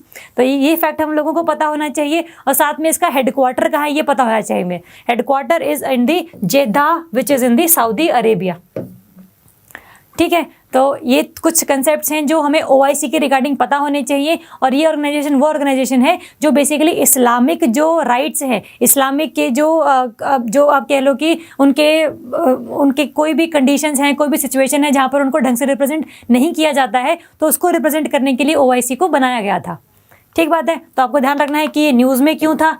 ठीक है, इसका ये लोगो है, इस तरीके से आप इसको याद कर सकते हैं। और ये है आपकी कुछ फैक्ट्स, और ये जो कुछ कंट्रीज हैं सारी की सारी these are the member countries of OIC। आप देख सकते हैं इसमें Kazakhstan, Azerbaijan, Turkey, Iran, Iraq, Afghanistan, Africa की कुछ कंट्रीज़ हैं, अल्जीरिया, लीबिया, सूडान। तो ये सारी कंट्रीज़ हैं। पेपर में स्टेटमेंट ऐसे भी आ सकती है कि जो OIC है क्या उसमें कंट्रीज़ सिर्फ और सिर्फ मिडल ईस्ट वाली हैं, या फिर अफ्रीकन कंट्रीज़ भी इसमें शामिल हैं। तो आपको ध्यान रखना है, इसमें आपकी अफ्रीकन कंट्रीज़ भी हैं, मिडल ईस्ट कंट्रीज़ भी हैं और साथ में कुछ सेंट्रल एशियन कंट्रीज़ भी हैं, जैसे कजाकिस्तान है, किर्गिस्तान है, उज़्बेकिस्तान है। They are the central Asian countries. तो सेंट्रल एशियन कंट्रीज़ भी हैं, मिडल ईस्ट कंट्रीज़ भी हैं, अरेबिक कंट्रीज जिनको बोलते हैं, और साथ में कुछ ना कुछ अफ्रीकन कंट्रीज़ भी हैं। तो इस तरीके से आपको इनके मेंबर्स थोड़े से ध्यान रखने हैं। पूरे याद करने की जरूरत नहीं है, बट जितने याद हो सके। खास करके आपने बस ये क्राइटेरिया ध्यान रख लेना है कि ये बेसिकली इस्लामिक कंट्रीज़ हैं, जिनमें मुस्लिम और Islam is the religion of that state. ठीक है, चलो, तो इस तरीके से आपको ध्यान रखना है। नेक्स्ट है mega trade block RCEP takes off. ये इंपॉर्टेंट है क्योंकि रिसेंटली इंडिया ने RCEP को साइन करने से मना कर दिया, और जो बाकी कंट्रीज़ थी उन लोगों ने बिना इंडिया के ही इसको साइन करके इम्प्लीमेंट भी कर दिया। ठीक है, तो हम देखेंगे RCEP है क्या, इंडिया ने क्यों मना कर दिया, और कौन कौन सी इनकी मेंबर कंट्रीज़ हैं, ये हम सारे इसमें डिटेल में देखेंगे। तो अगर हम बात करें कि RCEP is the regional comprehensive economic partnership. ये क्या है, एक रीजनल टाइप ऑफ ऑर्गेनाइजेशन है जो बेसिकली क्या साइन किया है इन्होंने, एक तरीके से FTA साइन किया है, that is the free trade area. Free trade area का मतलब होता है, अगर मान लो इसमें कुछ कंट्रीज हैं, हम मान लेते हैं ऑस्ट्रेलिया और चाइना की बात कर लेते हैं, मेंबर कंट्रीज हैं इसके ये। तो जो ऑस्ट्रेलिया में कोई चीज़ बनी है, अगर वो चाइना में हम लोगों को एक्सपोर्ट करवानी है, तो चाइना में आने से पहले इसको क्या देनी पड़ती थी, इम्पोर्ट ड्यूटी देनी पड़ती थी। तो अगर कोई चीज़ 100 रुपये की है, इम्पोर्ट ड्यूटी लग गई उस पर 10 रुपये, तो अल्टीमेटली वो चीज़ कितने की बिकेगी, 120 की बिकेगी, क्योंकि 10 प्रॉफिट भी कमाएगी कंपनी। ठीक है, लेकिन अगर ये इम्पोर्ट ड्यूटी ना लगे इस पर, तो 100 रुपये की चीज़ किसमें बिकेगी, 110 में बिकेगी। तो अल्टीमेटली जितना ज़्यादा रेट कम होगा किसी गुड का, उतना ही ज़्यादा वो इस मार्केट को भी कैप्चर कर पाएगी। इसका मतलब ऑस्ट्रेलिया से आने वाली कोई भी जो गुड है उस पर कोई इम्पोर्ट ड्यूटी नहीं लगाई जाएगी। और सिमिलरली सभी कंट्रीज़ के साथ में ऐसा होगा जो जिसकी मेंबर कंट्रीज़ हैं। इसका मतलब जो फ्लो ऑफ गुड्स है, कोई चीज़ अगर आपने ट्रेड करनी है तो वो बहुत अच्छे से हो रही है और बहुत सस्ते रेट्स पर भी हो रही है। तो इस तरीके से क्या है, आप किसी और कंट्री का मार्केट भी कैप्चर कर सकते हो। तो that is the objective of this RCEP, regional comprehensive economic partnership. तो इसके मेंबर कंट्रीज़ कितने हैं, मेंबर कंट्रीज़ हैं इसके टोटल 15। 16 थे जब इंडिया था इसमें, बट नाउ अब इंडिया है नहीं, तो टोटल कितने हो गए हैं, 15 हो गए हैं। आपको याद कैसे करना है, 15 कंट्रीज़ में से जो 10 कंट्रीज़ हैं, those are the ASEAN countries. ASEAN का मतलब association of south east Asia nation, association of south east Asia nation. और जो बाकी 5 कंट्रीज़ हैं वो हम देखते हैं कि कौन कौन सी कंट्रीज़ हैं। ठीक है, तो अगर हम 10 एशियान कंट्रीज़ की बात करें तो 10 एशियन कंट्रीज़ हैं आपकी ये वाली, जिसमें आपका म्यांमार आता है, थाईलैंड आता है, Cambodia, Singapore, Indonesia, Malaysia, Brunei, Vietnam, Laos and Philippines. ये इंपॉर्टेंट है, मैंने मार्क इसलिए करें क्योंकि इनमें क्वेश्चन आता है कि बताओ कि which of the following members are not the part of ASEAN countries. तो आपको जब ये 10 पता है तभी आप इसका आंसर कर पाओगे। ठीक है, तो आपको बस सिंपल ध्यान रखना है, जो भी south east Asia member countries हैं, those are the part of Asia. ठीक है, starting from the Myanmar to Indonesia to the Philippines to the Laos, तो बीच में जो भी कंट्रीज आ गई हैं, they are the part of ASEAN countries. ठीक बात है, तो और ये तो होंगी 10 एशियान कंट्रीज। अगर हम बात करें जो बाकी बची 5 कंट्रीज हैं, दोज 5 कंट्रीज आर, हम देखेंगे ऑस्ट्रेलिया एंड न्यूजीलैंड। ऑस्ट्रेलिया पहली, न्यूजीलैंड सेकेंड। अगर हम नीचे की तरफ जाए इंडोनेशिया से हल्का सा इस साइड, तो हमें न्यूजीलैंड ऑस्ट्रेलिया मिल जाएगा। तो ये भी 2 कंट्रीज इसकी मेंबर कंट्रीज हैं। साथ में इसकी है China, Japan and south Korea, ये 5 कंट्रीज हैं। तो आपको ध्यान रखना है पूरा का पूरा ना यही रीजन है। ये तो 10 कंट्रीज हैं, इसके नीचे अगर जाओगे तो यहाँ पर आपको मिलेगा ऑस्ट्रेलिया, न्यूजीलैंड, और अगर थोड़ा सा इस साइड जाओगे ऊपर वाली साइड तो आपको मिलेगा चाइना, जापान और साउथ कोरिया। तो ये बेसिकली 15 मेंबर कंट्रीज़ हैं जिन्होंने RCEP को साइन किया है। इंडिया ने इससे अपने आप को बैकआउट कर लिया था। और इंडिया ने बैकआउट क्यों किया था, बिकॉज इंडिया को ये लगता था कि अगर मान लो किसी भी कंट्री से आने वाली गुड इंडिया में ईजिली बिकेगी, तो चाइना में तो चीज़ें बहुत सस्ती बिकती हैं, तो चाइना में सस्ती बिकने वाली चीज़ें क्या करेंगी, इंडिया के मार्केट को फ्लडेड कर देंगी। सारी चीज़ें अब चाइनीज़ गुड से ही भरी पड़ी हैं। तो अल्टीमेटली क्या होगा, जो इंडिया की डोमेस्टिक इंडस्ट्री है, अगर हम एग्जाम्पल लें किसी भी एक गुड्स का, मान लो हम टॉय की एग्जाम्पल लेते हैं, कोई भी एक टॉय है जो इंडिया में एक कंपनी बनाती है, ये इंडिया की ही कंपनी है, ये बनाती है 100 रुपये का ये टॉय, चाइना बनाती है इसको 50 रुपये में और बेचती है इंडिया में ये 60 रुपये में। तो सेम तरीके का टॉय है, तो इतना ज़्यादा डिफरेंस होगा अगर प्राइस का, तो अल्टीमेटली कौन सी गुड खरीदेंगे लोग? चाइना वाली खरीदेंगे। तो जब गुड ही चाइना वाली खरीदी जा रही है, तो इंडिया वाली डोमेस्टिक जो मैन्युफैक्चरिंग कंपनी है, ये एक कंपनी, इसके पास तो बिल्कुल भी प्रॉफिट नहीं होगा। जब इसके पास प्रॉफिट नहीं है तो अल्टीमेटली इसको एम्प्लॉयमेंट अपॉर्चुनिटीज भी नहीं देगा लोगों को ये।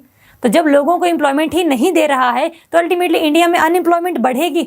तो ये सब से बचने के लिए इंडिया ने बोला कि भाई चाइना में बहुत माल जो है वो सस्ते पर बनता है और इंडिया के मार्केट को वो कैप्चर कर सकता है। तो इस चीज़ से बचने के लिए मैं आरसीईपी से बाहर जा रहा हूँ, लेकिन एक क्लॉज ये भी है कि इंडिया जब चाहे इस आरसीईपी का मेंबर बन सकता है विदाउट एनी हेजिटेशन। तो इसके पास ये क्लॉज है, ये एक अपॉर्चुनिटी है कि ये मेंबर बन सकता है। बट इंडिया ने थोड़ा बोला कि भाई जब तक ये थोड़ा सा चाइना वाला इशू सॉल्व नहीं हो जाता तब तक मैं इस पर साइन नहीं करूँगा। और खास करके इंडिया ने तो चाइना वाला एग्जाम्पल दिया कि इसलिए साइन नहीं कर रहा हूँ मैं।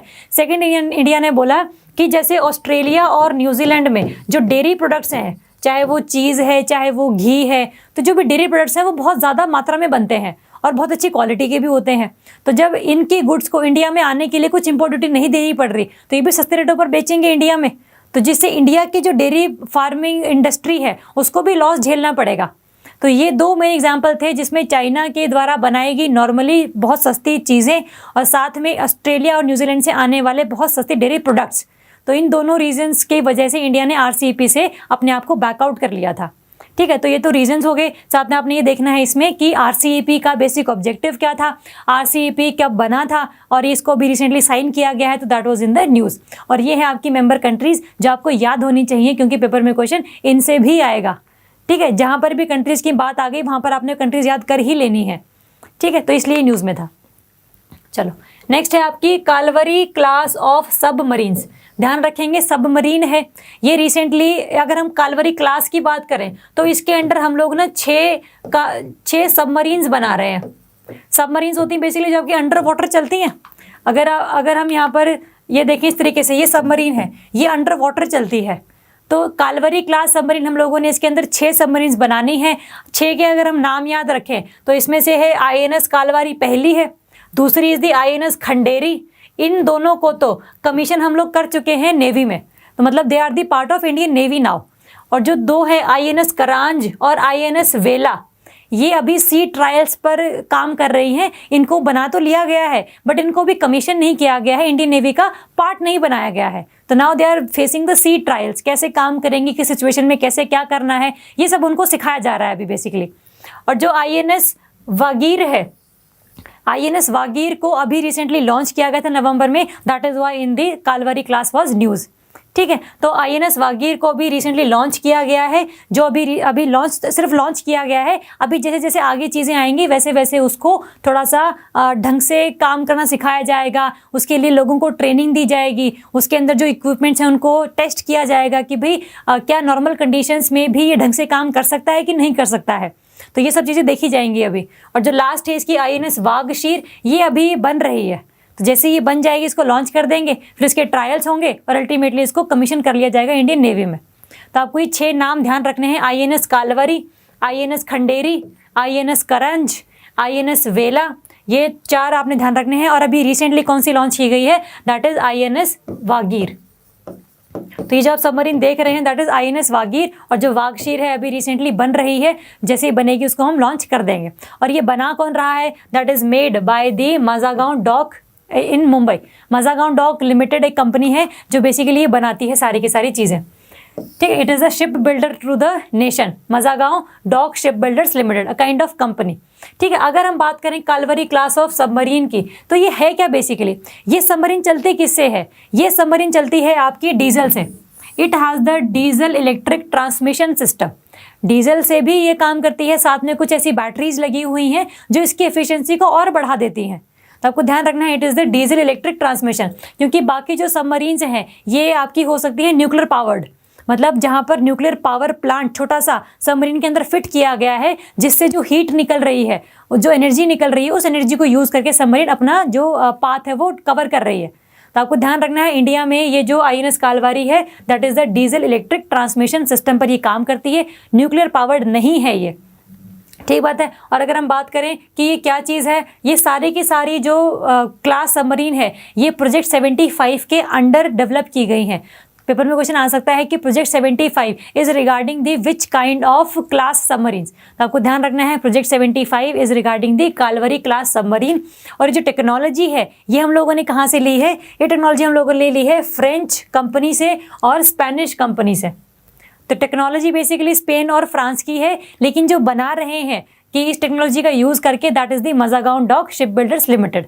तो यही सारी सबमरीन्स को हमें लॉन्च करवाता है, यही सारी सबमरीन्स के रिगार्डिंग सारे इक्विपमेंट्स का ध्यान रखना है। तो ये सारी चीज़ें इसमें होती रहती हैं, ठीक है। तो आपको इसके बारे में कुछ ये चीज़ें पता होनी चाहिए। तो जो सबमरीन है, सबमरीन बेसिकली काम क्या करती है? देखो सबमरीन का काम क्या है? अंडर वाटर काम है। तो जो किसी भी एनिमी कंट्री ने सबमरीन लॉन्च करी है इंडिया की शिप के रिगार्डिंग, तो उसको भी ये अटैक कर सकती है, तो इसको अटैक करेगी। अगर कोई शिप भेजी है किसी एनिमी कंट्री ने, तो उस शिप को भी सबमरीन जो है वो टक्कर मार के उसको डिस्ट्रॉय कर सकती है, या फिर वहाँ से अगर मिसाइल निकलेगी तो मिसाइल उस शिप को अल्टीमेटली ख़त्म कर सकती है। तो कुछ चीज़ें हैं ऐसी जो इस सबमरीन के थ्रू हम लोग कर सकते हैं। तो ये आपको सबमरीन ध्यान रखनी है कि किस तरीके से ये काम करती है, किसने ये बनाई है, किस प्रोजेक्ट के अंडर है, इसके 6 नाम क्या हैं? INS कालवारी, खंडेरी, करंज, वेला, वागीर एंड वागशीर। तो अगर ये मुझे याद हो सकते हैं तो आप लोगों को भी याद हो सकते हैं, ठीक है। तो सब बच्चों को याद होने चाहिए, इस पर से क्वेश्चन आ सकता है।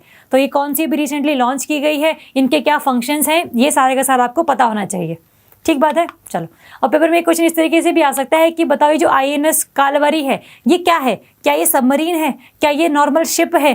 क्या ये आपका ऑफशोर पेट्रोल वेसल है? या फिर ये टॉर्पीडो है ना, या कोई मिसाइल है? इस तरीके से क्वेश्चन आ सकता है। तो आपको ध्यान रखना है Kalvari class is basically a submarine class जो अंडर वाटर काम करती है। अंडर वाटर जो इंडिया की सिक्योरिटी है उसका जो जिम्मा है that is on the Kalvari class.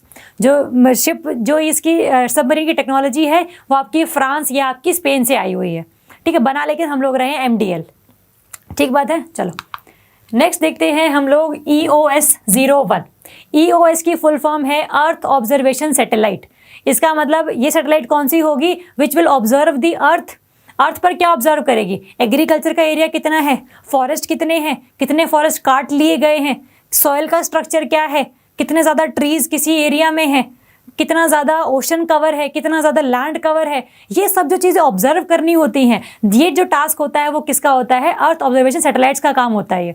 तो रिसेंटली इंडिया ने अभी EOS-01 को लॉन्च किया है which is the earth observation satellite, जो किसके साथ मिलके काम करेगी? जो पहले से इंडिया ने RISAT-2B एंड RISAT-2B R1 पहले से लॉन्च की हुई है, उसके साथ मिलके ये काम करेगी, ठीक बात है। और ये कहाँ से लॉन्च की गई? It has been launched by the PSLV C49।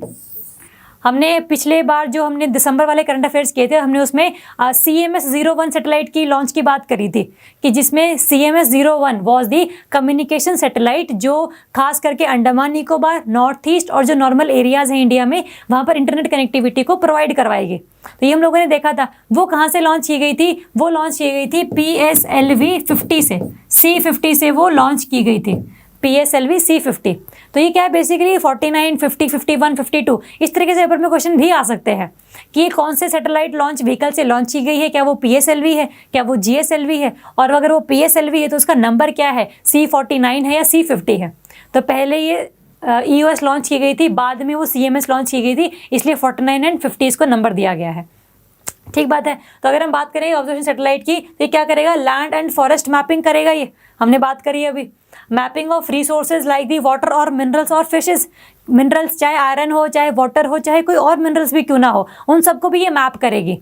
Third है आपका वेदर एंड क्लाइमेट ऑब्जर्वेशन, कि वेदर कैसा है, टेम्परेचर कैसा है, रेनफॉल होने वाली है कि नहीं होने वाली है। ये सारी जो चीज़ें हैं they will be decided by the EOS-01, India की लेटेस्ट अर्थ ऑब्जर्वेशनल सैटेलाइट। कहाँ से ये लॉन्च की गई है, क्या इसका ये काम है, ठीक है। अगर हम बात करें इसकी EOS की, तो ये क्या कौन सी सैटेलाइट कौन सी टेक्नोलॉजी यूज़ करता है? That use the radar imaging technology, that uses the radar imaging technology. क्योंकि जो रेडार इमेजिंग टेक्नोलॉजी है वो एक ऐसी टेक्नोलॉजी है, चाहे वो फॉग हो, चाहे कोई बारिश आ गई हो, चाहे क्लाउड कवर हो, ऊपर से नीचे देखने के लिए कोई भी इसको मुश्किल नहीं होती है।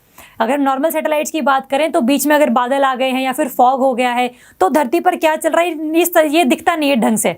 लेकिन ये EOS-01 इसलिए इंपॉर्टेंट है क्योंकि इसमें जो टेक्नोलॉजी है that is used as the radar imaging technology, जिसमें चाहे धरती पर कुछ भी हो रहा हो, चाहे बारिश हो रही हो, चाहे फॉग कवर आ गया हो, चाहे स्मॉग कवर आ गया हो, उसको भी ये नहीं रोकेगी। तो observation of the earth would be very very enhanced and very very effective. तो आपको इस तरीके से ध्यान रखना है व्हाट इज EOS-01, किसके साथ मिलकर ये काम करेगी, किस लॉन्च व्हीकल से ये लॉन्च किया गया है और अल्टीमेटली इसका काम क्या है, और ये क्यों रडार इमेजिंग टेक्नोलॉजी को यूज़ करता है और किसी और टेक्नोलॉजी को यूज़ क्यों नहीं करता है। ठीक है, तो आई थिंक ये आपको इस करंट अफेयर के बारे में पता होना चाहिए। That is the EOS-01। ठीक है, चलो नेक्स्ट हम देखते हैं 30 मीटर टेलीस्कोप। 30 मीटर टेलीस्कोप का मतलब है 30 मीटर है इसका diameter. 30 metre is the diameter of this telescope. देखो इस तरीके का ये टेलीस्कोप है जिसका ये जो डायामीटर है दैट इज द 30 मीटर। ये न्यूज़ में इसलिए था क्योंकि रिसेंटली जो इंडिया के साइंटिस्ट हैं ना, उन लोगों ने मिलकर एक नोबेल लॉरिएट है जिनको नोबेल प्राइज़ दिया गया था फिजिक्स में 2020 के टर्म्स में। उनका नाम है प्रोफेसर एंड्रिया गेज। इनके साथ मिलकर इंडिया ने 30 मीटर टेलीस्कोप के जो बैक एंड इंस्ट्रूमेंट्स हैं ना वो बनाए हैं।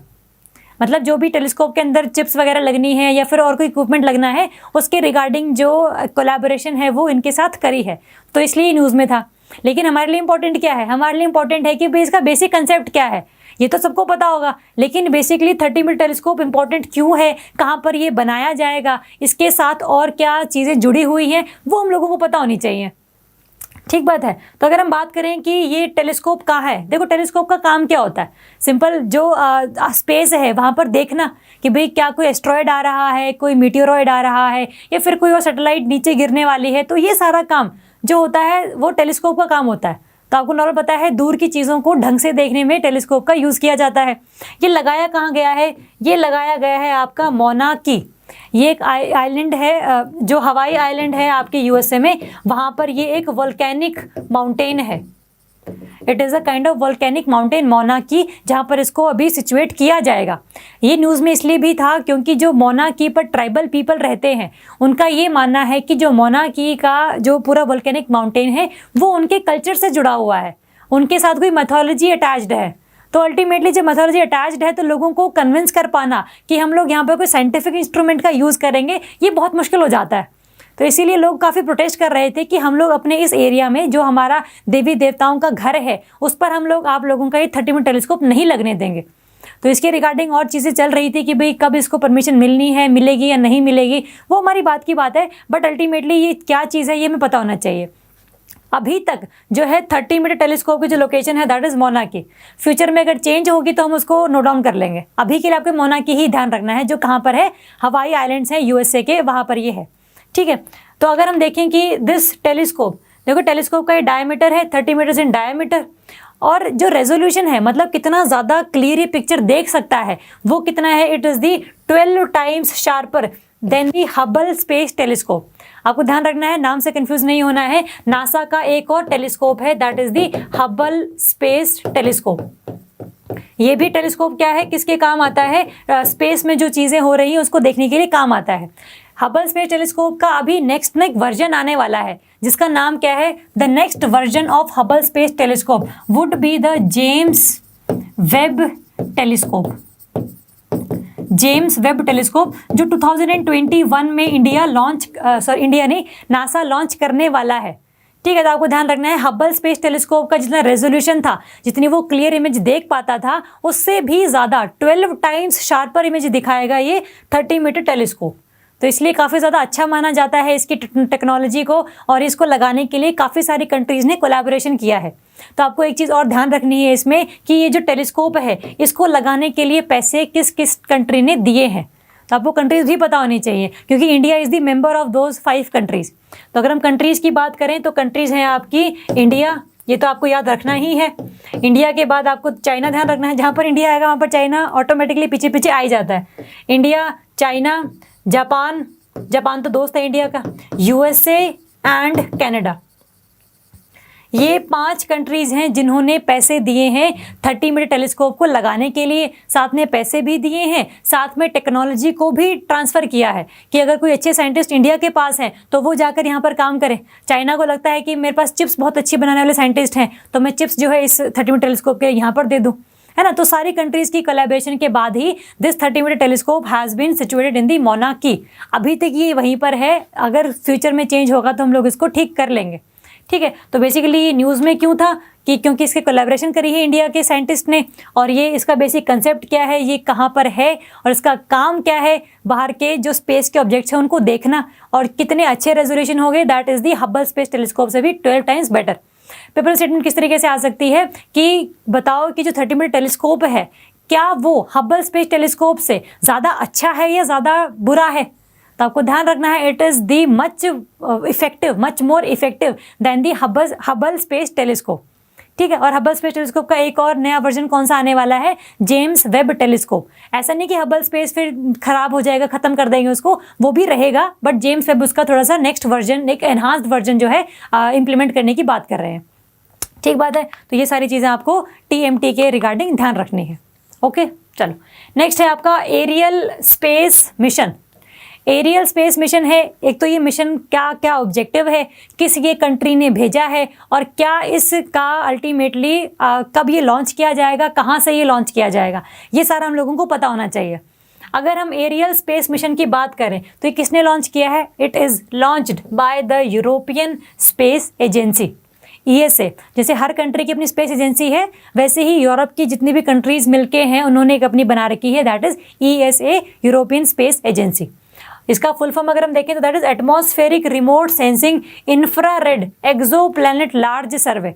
आपको इतना पूरा ध्यान रखने की कोई ज़रूरत नहीं है, आपको सिंपल इतना ध्यान रखना है जो एरियल मिशन है that is regarding the survey of exoplanets. This term exoplanet is important.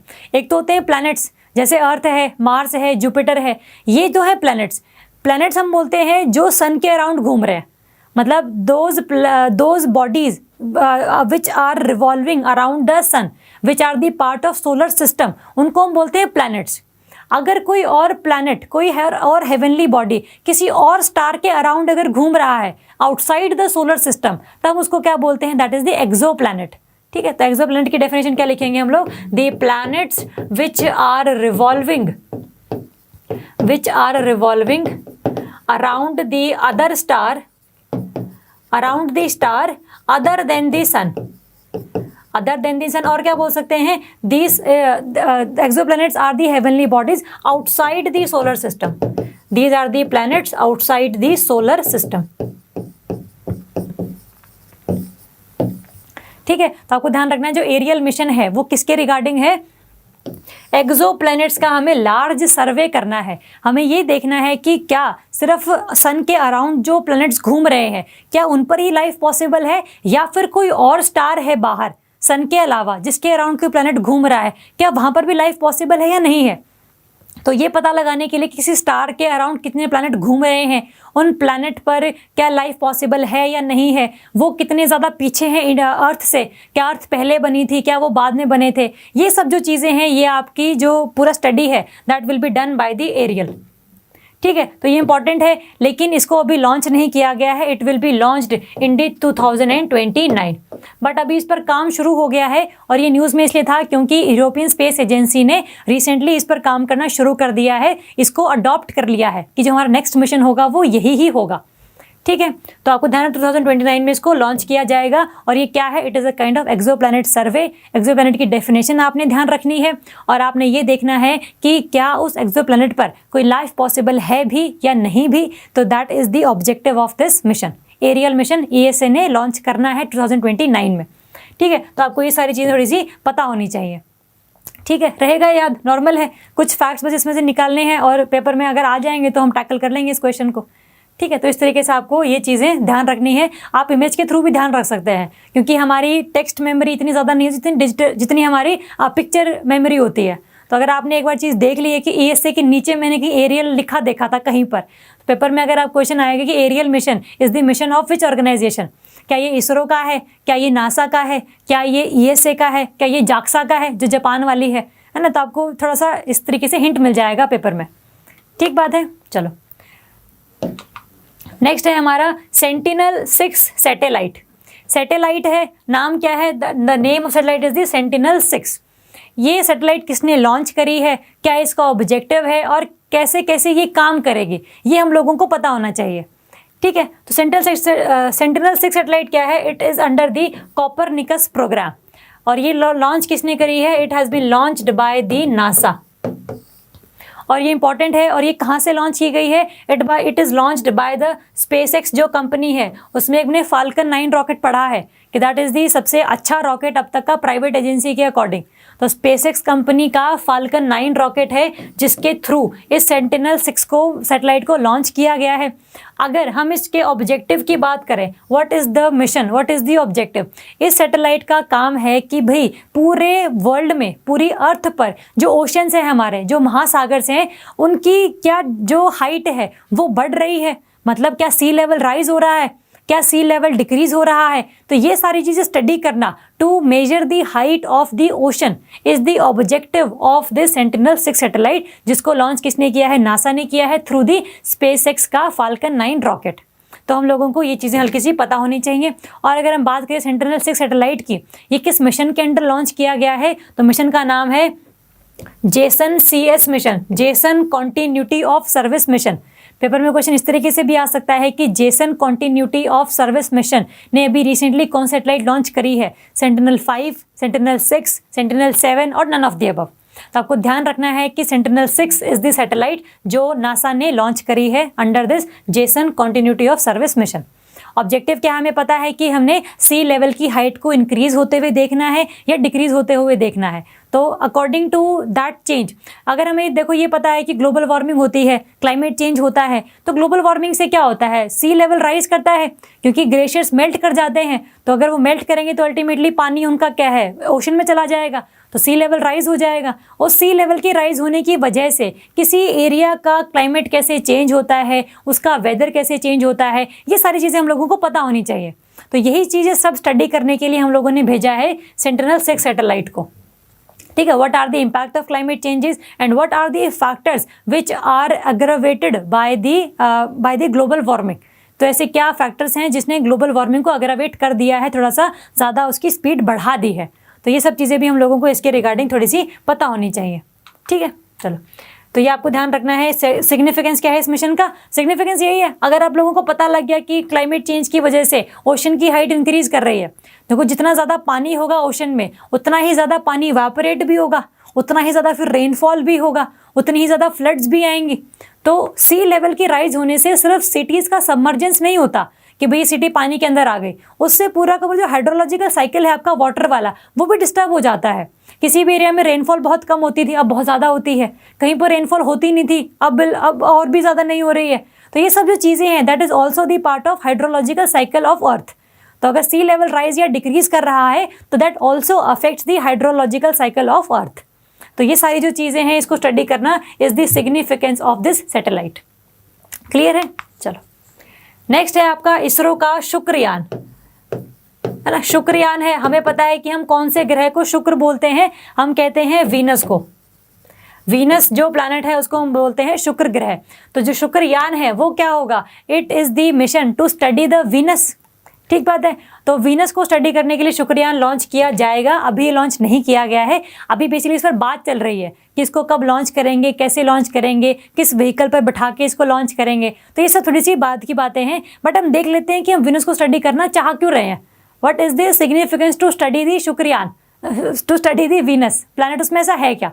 तो आपको पता है कि जो वीनस है, Venus is known as the earth's twin, मतलब जो अर्थ है उसका आप कह लो ट्विन माना जाता है वीनस। और ऐसा नहीं कि क्योंकि वीनस पर लाइफ पॉसिबल है, लाइफ पॉसिबल तो हमारे अकॉर्डिंग मार्स पर होती है ना, क्योंकि मार्स जो है थोड़ा सा ऐसे जोन में है जहाँ पर ना बहुत ज़्यादा सर्दी है ना बहुत ज़्यादा गर्मी है, सन से ज़्यादा पास भी नहीं, सन से ज़्यादा दूर भी नहीं है। तो इस वजह से मार्स पर माना जाता है कि लाइफ इज़ पॉसिबल। लेकिन जो वीनस है, वीनस आपका अर्थ के साइज, उसकी शेप और उसका स्ट्रक्चर, इन तीनों चीज़ों में थोड़ा सा इससे मिलता जुलता है। That is why we say that Venus is the earth's twin. तो इस वीनस का बेसिकली क्या स्ट्रक्चर है, कैसे ये बना है, क्या इसका एटमॉस्फेयर है, क्या इसका कॉम्पोजिशन है, तो ये सारी जो चीज़ें हैं हम लोग स्टडी करेंगे अंडर दिस शुक्रयान। ठीक है, तो और हम बात करते हैं कि ये कब लॉन्च किया जाएगा। It is to be launched on the GSLV Mk2 rocket. अभी तक हम लोगों ने PSLV पढ़ा है, that is a polar satellite launch vehicle.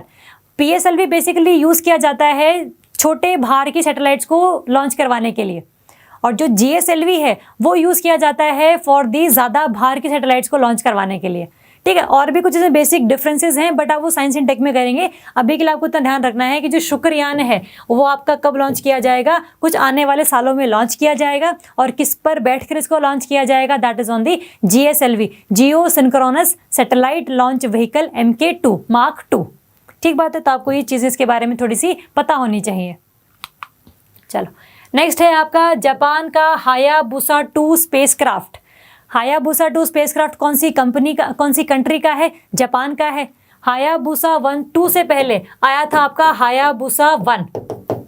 ठीक है, बाइक के नाम से आप इसको याद कर सकते हैं। तो हायाबुसा जो 1 था, दोनों ही जो मिशन है, चाहे 1 हो चाहे 2 हो, दोनों का ही ऑब्जेक्टिव क्या था कि हम किसी एस्ट्रॉयड पर जाकर लैंड करें। एस्ट्रॉयड बेसिकली कहाँ मिलते हैं हमें, ये अगर मार्स प्लैनेट है, ये जुपिटर है, तो ये जो बेल्ट है पूरी की पूरी आपकी between the Mars and Jupiter, यहाँ पर आपको बहुत सारे एस्ट्रॉइड्स मिलते हैं।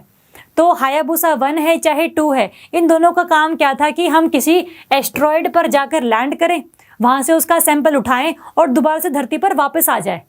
तो ये दोनों का ही ऑब्जेक्टिव था। तो अगर हम हायाबुसा 1 की बात करें तो इसमें एस्ट्रॉइड कौन सा चुना गया था, that was the Itokawa asteroid. Between the Mars and Jupiter ही ये प्रेजेंट है। जो हायाबुसा 2 है उसमें कौन सा एस्ट्रॉइड चुना गया था, ryugu, RYUGU। तो ये ryugu एस्ट्रॉइड चुना गया था हायाबुसा 2 में, और ये न्यूज़ में इसलिए था क्योंकि अभी रिसेंटली ryugu से हायाबुसा 2 ने उड़ान भरी, धरती की तरफ आया और धरती पर इसने बहुत अच्छे तरीके से लैंडिंग कर दी। मतलब सदर्न ऑस्ट्रेलिया में इसने लैंडिंग करवा दी है। इसका मतलब ये हायाबुसा जो 2 है, ryugu एस्ट्रॉइड का जो सैंपल ये लेकर आया है, उसको now we can study on the earth.